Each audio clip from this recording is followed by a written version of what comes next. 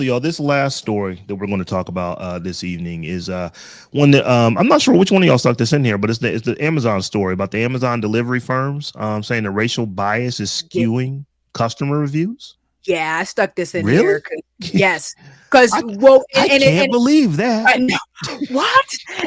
Because it's like, you talk about why And you why? always making What? everything about race, and like because it always is. There's always something. So basically, the Amazon contracts with separate independent companies to do Mm-hmm. deliveries in a lot of different areas. It's Mm-hmm. very it's rare anymore that I see an Amazon truck anywhere. You just see people in their cars delivering Amazon packages.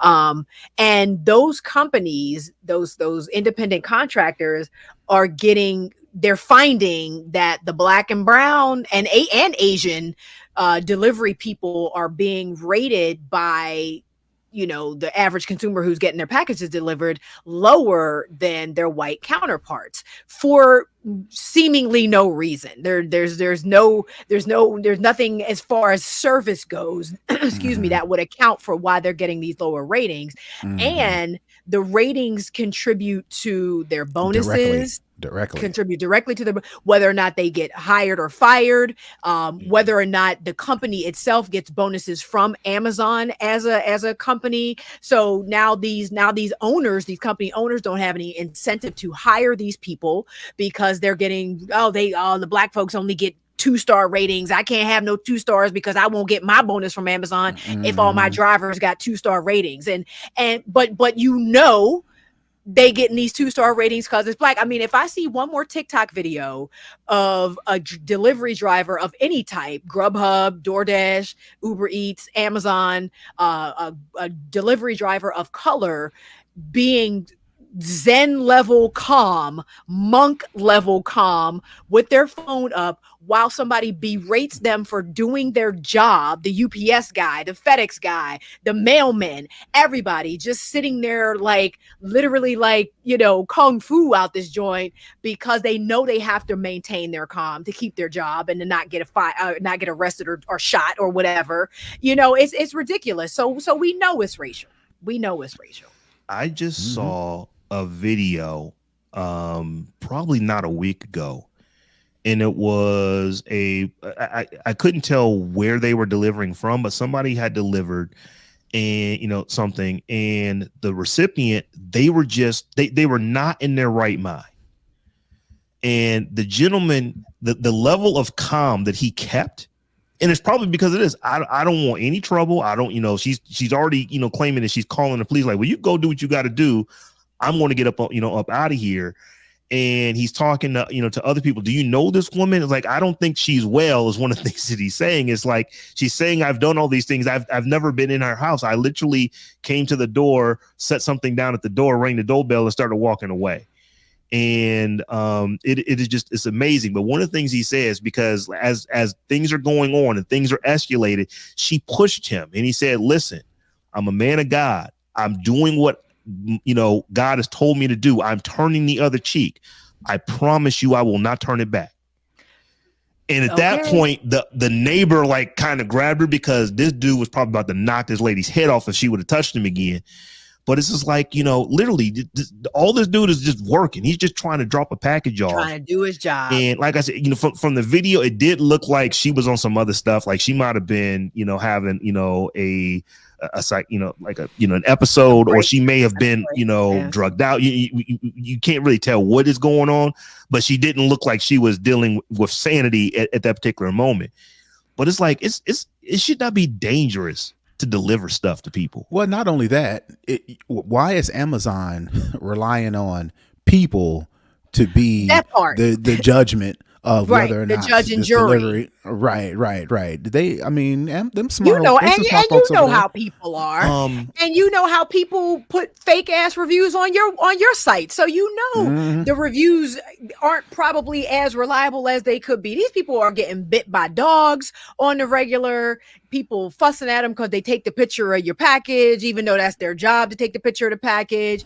All kind of nonsense. And again, like you said, why are you relying on and because it's only the squeaky wheels that get the grease, because they talk about the idea that only 1% of people even go on these sites and rate their drivers. And that 1% is typically the people that have a problem. That got some beef, right? The people that want to just fuss about something. It ain't a 1% of people that she did an amazing job. You know what I mean? So it's just like you only getting the squeaky wheels, you getting the people that want to start some trouble and be a troll and, you know, whatever. And you're weighting this like a damn AP course, you know, in determining this person's livelihood. And that's crazy. That's just crazy to me.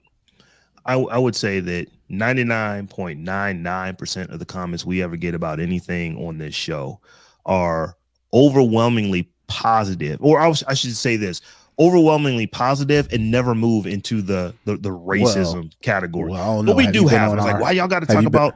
Go ahead. Have you been on our YouTube recently?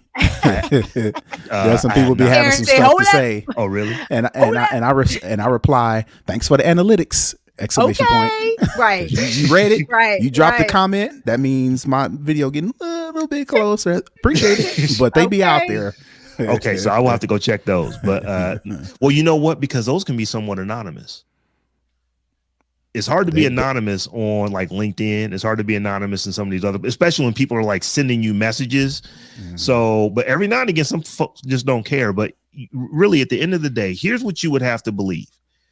You would have to believe that Black, brown, Asian folks are somehow less, which is a problem. Number one, that means that you are suffering from some serious prejudice if that's what you believe. But you would have to believe, if everything being equal, this group is getting rated lower than this group and everything else is equal. You have to either believe that the group that's being rated lower is somehow less, which says something about you and being a racist, or you just have to admit that you are one.